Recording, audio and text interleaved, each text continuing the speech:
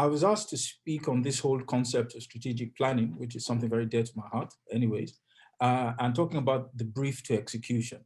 Now, given the fact that we've got very little time, I thought that rather than bore you with a lot of the theoretical and the conceptual conversations, really what I should do is try and distill 30 minutes to 6 key imperatives that I believe that anyone who is in the marketing services industry needs to think about, particularly with respect to experiential marketing, and more so to do so given the context of the time that we have in offering service to brands out there. And this for me is the age of the traumatized customer. And what do I mean by that? I'll share that. Now, one of the things which we need to kind of think about, reflect upon and agree on is that campaigning branded propositions has just gotten harder. What we do, whether you are above the line or below the line in marketing services, is really about campaigning a branded proposition on behalf of your client to the segments or the target audience out there. Now, this work which we do, this job which we do as marketing services agencies has gotten harder. And by extension, those who are responsible for brands, meaning brand custodians, brand owners, marketing directors, and their teams also have a harder time, quite honestly, given the realities that we face. Why? Because consumer markets have changed, and they've changed dramatically in 5 critical ways. And each one of these fundamentally now makes marketing propositions harder. In the first instance, and this is really where I like to start, is the fact that the consumer out there, and by this I mean the global consumer, as much as the consumer lives here in Lagos, or lives somewhere in Istanbul, or lives somewhere in Georgia, or Texas, wherever that consumer is, today there is this very joint circumstance or context that we see consumers facing, and that is that they have been severely traumatized. Today's consumer is fearful, they're financially insecure, and they have regressed. For those of us who might be familiar with this concept of Maslow's theory, a hierarchy of needs, the truth of the matter is, if you step back and look at the average consumer, they have regressed 1 or 2 steps down on the hierarchy of needs. And so those who might have been thriving on the level of self-actualization are finding that they're having to come down to issues to do with things like safety and basic needs of humanity. This is a very important issue. And this is an important insight that we, whether we like it or not, as we start the process of trying to think or plan campaigns going forward, we must take into cognizance. The second thing is that brand relevance in itself has shifted to new domains of reason. And what do I mean by that? Anyone who is responsible for marketing and looking after the marketing communications of any brand will tell you that brand relevance ultimately is always going to be the key basis for us to project messaging. Today, what we find happening is that a space has been created because of the mistrust or the distrust the consumers have or customers have for their governments, have for their thought leaders, and brands are fundamentally now shifting into this new domain of social purpose and activism. It is not enough for you to just ultimately meet the functional requirements or the functional needs of a brand, of a customer or a consumer. Today's brands find that they are forced, whether they like it or not, to take stands on social issues. Issues like racism, issues like sustainability, issues fundamentally even to do with governance and democracy and human rights and the rest. Thirdly, the truth of the matter is that with the pandemic that has beset us, the store of the future has now radically evolved towards a contactless omnichannel approach. And it will continue. Now, this happened even before COVID, but today, what we know is that a lot of money now is being pumped into being able to find out how do we create distribution channels that do not ultimately require physical touch. That's, in other words, taking away the tactile element that we traditionally would see if we went into a high street store. I shuttle here and the UK, and I would tell you the UK has been devastated in terms of the high streets, retail high streets. They are shutting down literally every other day and ultimately moving into omni-channels. Now that's an important thing because it will happen also in these parts of the world. Fourthly, there is one of the most important things and one of the most interesting conceptual things a marketing strategist must realize now is that segmentation has changed from static segmentation to what is referred to as dynamic segmentation. And what does this mean? It means that the customer persona that you ultimately capture for your target audience no longer holds as in a solid state. The customer is shifting their segmentation profiles based on the reality of the current situation they find themselves.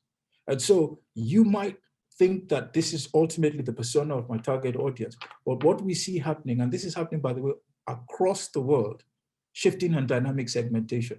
And for anyone who understands that strategic marketing planning sits at the heart of strategic marketing planning is segmentation, then you know that there's a big problem.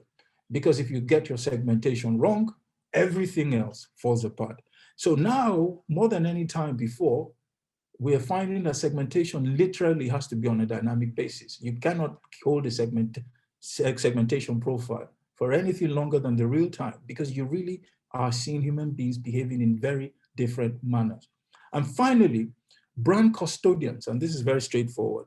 Marketing directors, their marketing managers, and the rest have suddenly become very wary of spending.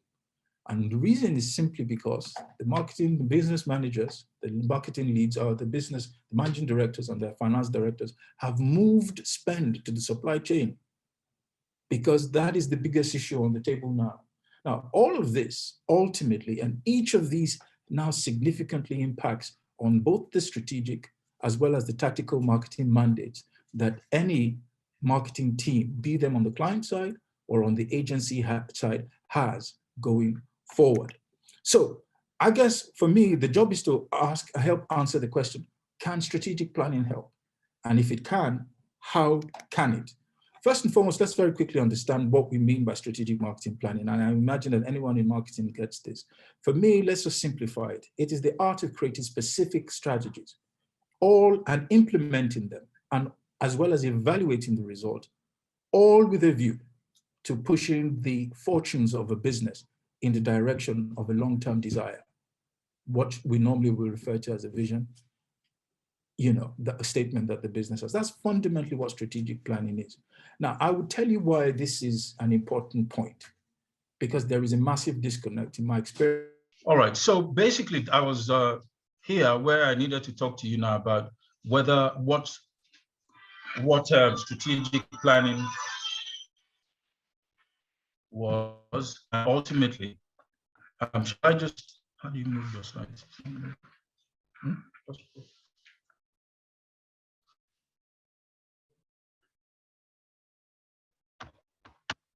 All right. Okay, so if you can hear me, I'll try and carry on. I kind of just said to you that there was an important need for us to define what strategic planning was, because at the heart of it, there is a disconnect. And this hopefully I will establish later and further down the line. By the way, before can I just confirm, please, what can you see? Can you see the presentation, or what can you see? All right. I can see marketing planning process and agency. How do you increase the volume here? You can see the strategic marketing planning. Okay, excellent. Thank you. So that's fine. We'll carry on with that. Now, I think the important thing that you need to understand from the agency point is this. The agency's set of value creating activities, in other words, anything that the agency does that truly creates value, is always going to be a resultant outcome of strategic questions that need to be answered at the client's end. It is because the client has questions that they need marketing service.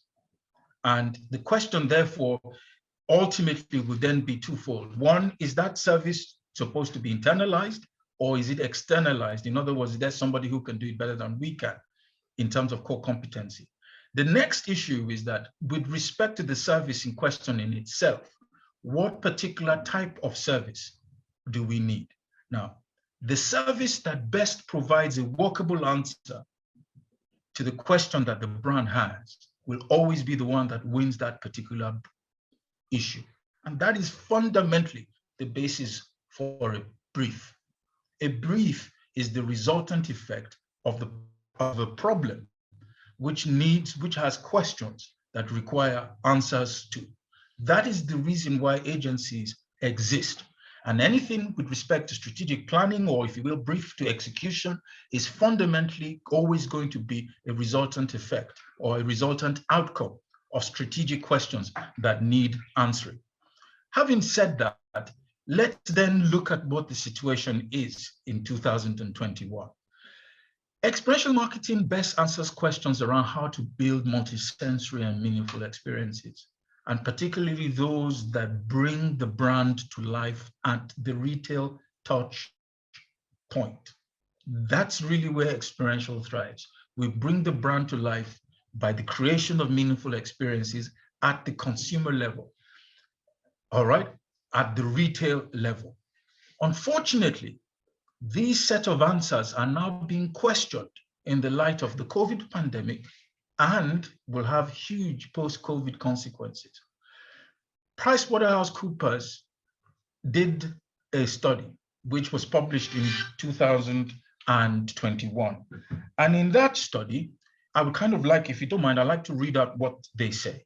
They say the consumer market industry was experiencing large-scale disruptions well before COVID-19 pandemic.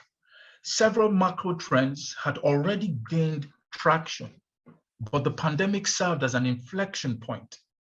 It both intensified and accelerated these trends while putting a pause on others.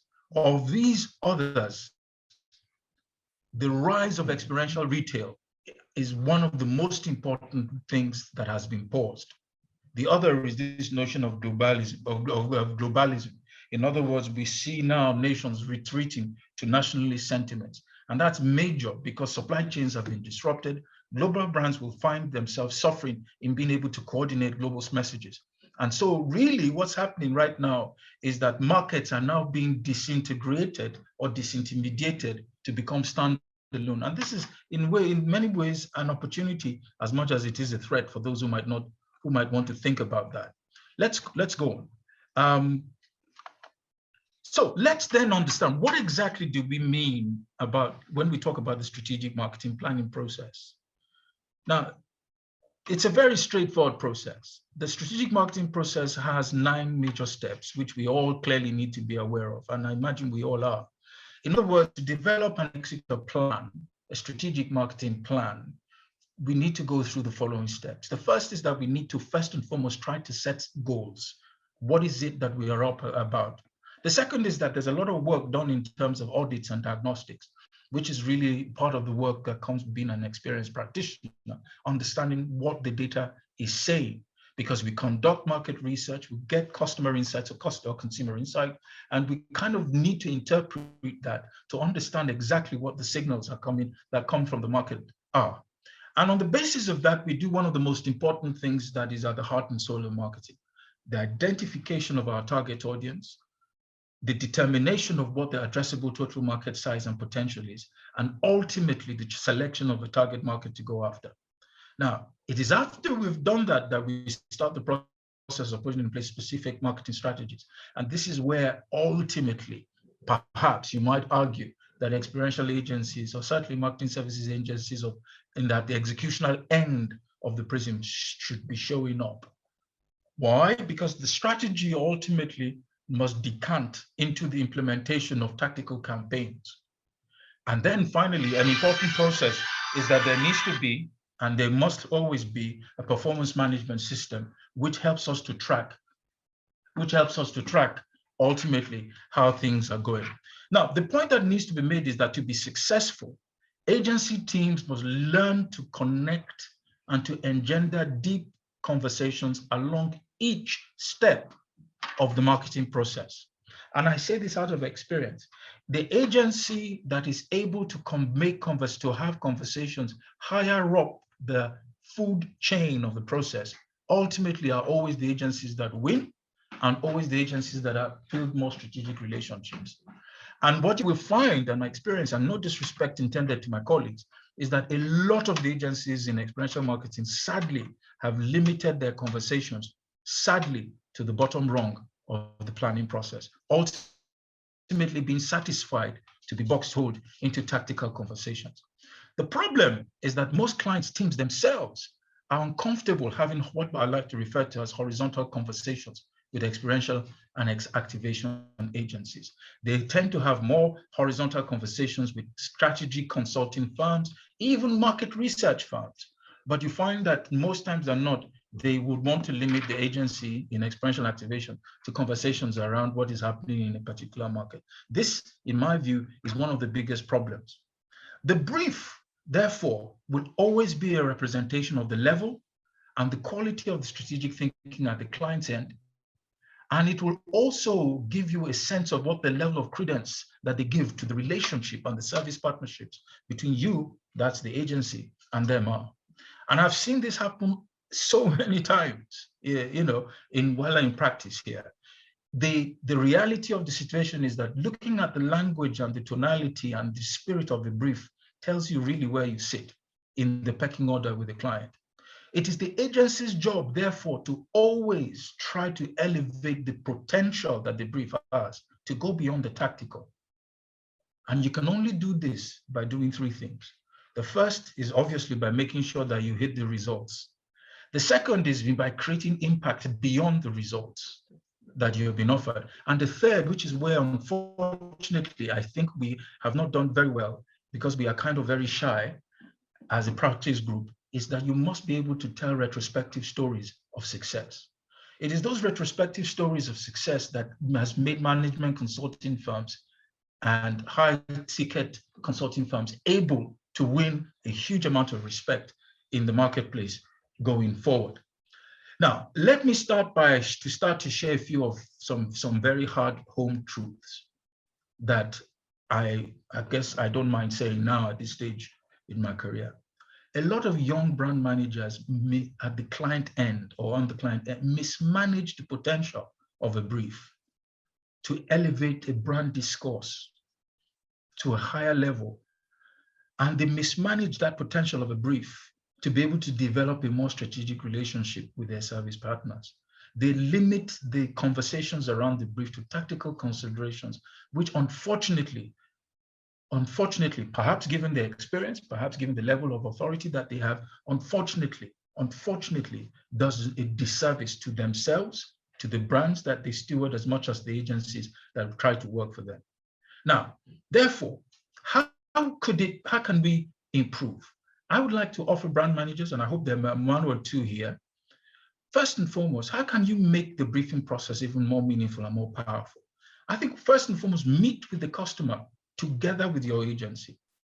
Don't just, because a lot gets lost in translation. Even if you put together the best before persona on a sheet of paper or on a PowerPoint, it's not the same thing as you and that agency contact going into the market or going into a home together to do a pantry check together to understand the lifestyle. One of the most interesting cases I've read in recent times was Levi's, where the managing director of Levi's brought 3 or 4 or 5 of the agencies and went with them to India and did in-home studies together so that they could understand together who it is that they served.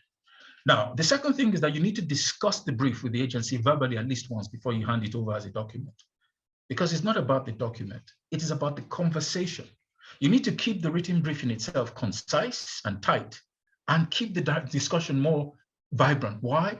Because it is your discussion and it is the dramatization of the brand's job to be done, as well as the look of what success should look like, that is always going to be more important. That's always going to be more important. And then finally, like in all relationships, if you take each other for granted, you destroy the underlying trust and the professional respect that is required to make good things happen. These are just basic, if you don't mind, life influenced experiences and thoughts that I'm offering to the brand side for anyone there who might be from the brand side. And from the client's agency side, the agency response, unfortunately, particularly those of them that I have seen coming from experiential marketing agencies, has a lot of room for significant improvement. To start off with, every young agency Turk will grow up one day to understand that the client is not really interested about creativity. What they want is a creative idea that sells. Too much time is wasted by young Turks in the agency brainstorming or on the plans board session, stroking what I like to refer to as their creative egos. We must learn to always keep a thread on all ideas that will lead back to the client's strategic ambition.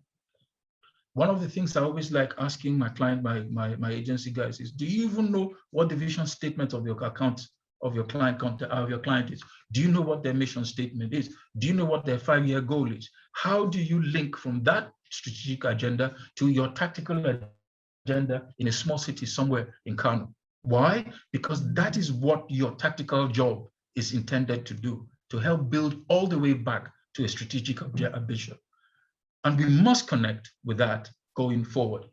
The other thing for agencies is that you must understand that creative ideas that are not rooted in deep insights, nor those that offer a degree of accountability through very clear KPIs or OKRs, objectives, known results, will always be disrespected by any professional brand management team, and rightly so.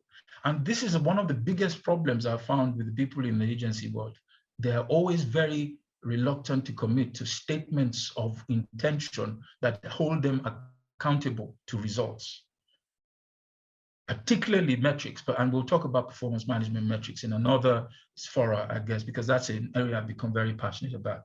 It is okay if the brand managers, another thing, the third point I want you to know, if you are out there working for an agency and thinking about the next brief, it is okay. I've always said this to my guys. It is okay if the brand manager knows more than you about the brand. That's why she was employed. It is okay if they know more about the brand than you, but they should never, no brand manager should ever know more about the Nigerian who consumes their brand and the channel connection dynamics that your specialization, so especially service field, offers more than you. It is the job of the agency to connect strategic agendas or strategic ambitions to the reality of the contextual reality of the consumer in the marketplace. That is why we exist. And therefore, the moment your brand or client contact knows more about the consumer insights more than you, then you are failing on your job of being a servant to the brand. Fourthly, the lack of a well thought out and empirically tested conceptual framework and methodology with which you systematically attack the brief is disrespectful to the client. Let me just rephrase that. If you go about and giving a client, in terms of the response to a brief, a pre-event, event, post-event methodology, quite honestly, that is an embarrassment. The world has moved beyond that. We need, as every agency, particularly in the experiential marketing field, as well as the creative field, needs to understand that an inborn, inbred, empirically tested conceptual framework for making sense of a brief ultimately is your core responsibility. And that is one of the only ways in which you can raise the respect, the professional respect of an entire industry. Finally, because if you think about it, that is what the consulting firms have. There's a method to their madness, so to speak, and it is the method to the madness that the client pays for. Finally, death by PowerPoint. Because I've been involved in now trying to see how we're growing a new cadre of marketing, of agency, experiential marketing, certified experiential marketing practitioners, I am shocked to realize and to see that we have agency executives who do not know how to use Word documents as a business communications tool, because all their lives, all they have used is a PowerPoint. Now, I have nothing against PowerPoints. I'm presenting using a PowerPoint, but the truth is that if you go and check a marketing director's table, most of the major conversations that ultimately happen at the strategic end and the strategic level is going to be through a thorough business document, which is normally a Word document. In other words, what I'm talking about is that your thinking is not in PowerPoint, your thinking is in detailed prose. You're building an argument using professional language and not just thinking. This is a very important point. So I leave you therefore with because with 2 minutes to go, just very quickly, I'll just leave you with a few imperatives, which I had asked you, that I'd offered. Number one, help the customer and help the consumer. Don't just sell to him. We need to repair the psychic damage that has been done by the pandemic. And you need to do this through the change of tonality, as well as the substance in terms of the value propositions. Number two, you need to help the brand owner rethink brand propositions. In today's world, affordability, circular use, which is particularly with respect to how packaging can be reused and be used to do more than one thing, frugal innovation, as well as new subscription-driven business models. Ultimately, those that build on a community that uses co-creation rather than spot transactions is important in the way in which new product development is done. Number three, we need to rethink campaigns altogether, incorporating more intimate and emphatic and empathetic cues into touch points that make the customer journey. We must understand going forward that in planning the experience cues will always be more important than simply mapping customers' journeys. Number four, you must revisit the strategic core of segmentation and what the implications of dynamic segmentation will mean for campaigns going forward. Today, you've got rich men who live in Ikoyi or Lekki, who I can tell you now also have certain profiles very similar to people you see living in Egbeda in terms of the reality of the lives they're having to deal with today. Finally, we must also re-establish campaign performance accountability along with traditional organic and amplification goals. But in addition to this, big thinkers in brands should also start to incorporate social impact and alignment with sustainable development goals, all within the developing country context. And finally, contextualizing the new digital transformation platforms such as into meaningful experiences for the average Nigerian. For example, how can we syncretize Alexa to become Amina, who is able to help the elderly read news in Hausa? So in other words, we need to start to think largely about how we help the consumer to get through all of this. I'd like to thank you for your attention. I've offered my details there, contact in terms of a mailing address and a website you can go to if you want to kind of engage in more conversation.